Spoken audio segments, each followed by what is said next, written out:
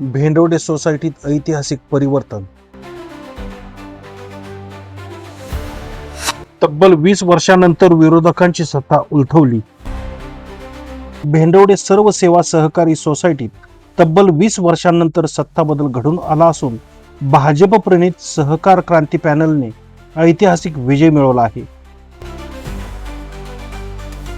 सहकार क्रांती पॅनलने सर्वच्या सर्व 13 जागावर विजय मिळवत विरोधी पॅनलचा 13-0 अशा फरकाने धुव्वा उडवला।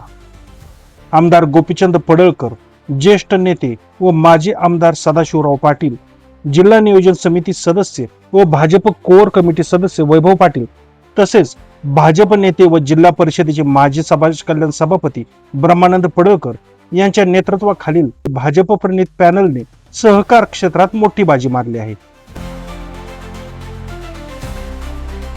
कप बशी या निवडणूक चिन्हावर मतदारांनी एक हाती विश्वास दाखवत पॅनलला भरघोस मतांनी विजयी केले।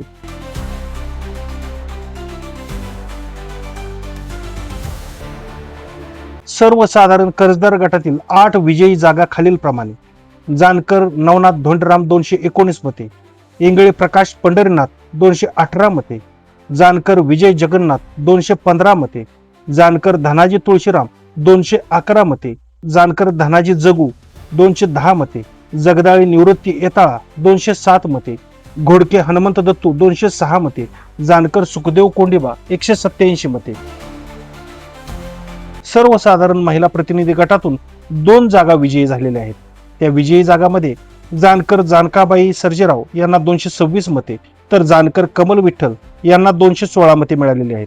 अनुसूचित जाती जमाती गटातून 1 जागी विजय मिळवलेले लोखंड बबनराव जगन्नाथ यांना 220 मते मिळालेली आहेत, तर भटक्या विमुक्त जाती जमाती व विशेष मागासवर्ग प्रवर्गातून 1 जागी जानकर हनुमंत बाळू यांनी 215 मते मिळवून विजय मिळवलेला आहे।